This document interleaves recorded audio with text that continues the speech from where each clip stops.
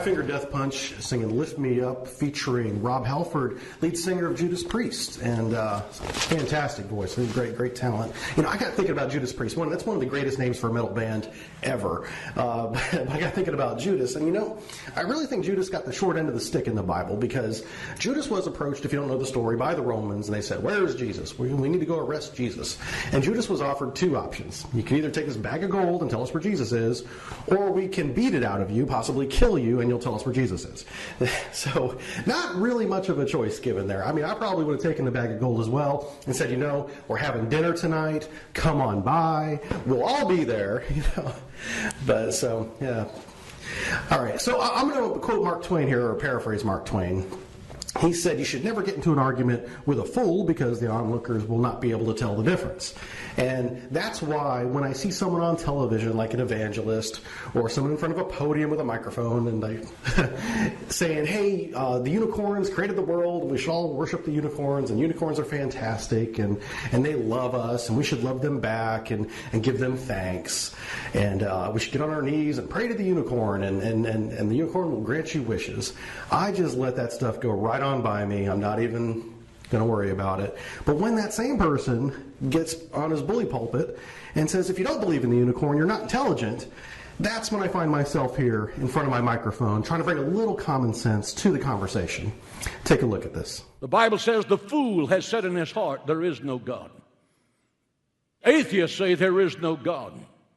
Let me tell you that atheism has never painted a masterpiece. All right, so that was Pastor Hagee from the non-denominational megachurch in San Antonio, and apparently he's never met Mr. Bob Ross from Orlando, Florida. Hello, I'm Bob Ross, and I'd like to welcome you.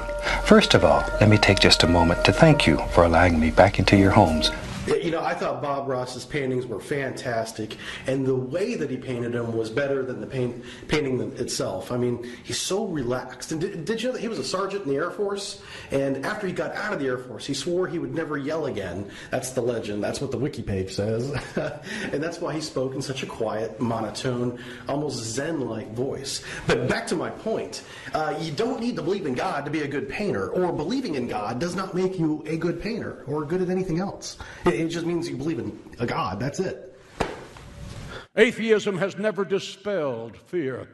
You know, I don't understand how not believing in God means you live in fear, or believing in God alleviates fear. Whenever you believe in God, you live in fear of God. I mean, try reading the Old Testament sometime. You live in fear of eternal damnation, and it says in Deuteronomy 32:42 that anyone who does not believe in him, their blood shall flow on his sword. That, my friend, is some scary shit. Atheism has never healed a disease. Faith in God has, but not atheism. That might be the most unqualified statement he makes in this lecture. You can't just group all atheists and say, well, they didn't. No, nobody in that group ever cured a disease. You know, as if a belief in God, you're insinuating, well, if you believe in God, you can cure a disease. If you don't believe in God, you can't. Let's take a look at what the power of prayer healing actually looks like. I give you praise. I give you praise. I give you praise. I give you praise. I give you praise. I give you praise. She's amazed by this. The girl is amazed. The girl is amazed. Somebody shout hallelujah. Deny the entertainment value there. That looks like a lot of fun, and I would even go and watch that. But it's not healing. That's a human circus. The fool has said in his heart, there is no God. It is believed that when people stop believing in God, they believe nothing. That's wrong. When people no longer believe in God, they will believe in anything. That's why they start hugging trees. Now, I give Pastor Hagee a lot of room to maneuver, because I understand he doesn't use logic at all in his life, and especially never in his sermons, because he's selling an idea. He's selling a fairy tale to people, and so logic would completely destroy that. But when you try to bring logic, you can see where he's completely wrong on this, saying that if you don't believe in God, you'll believe in anything. And then the exact opposite is true.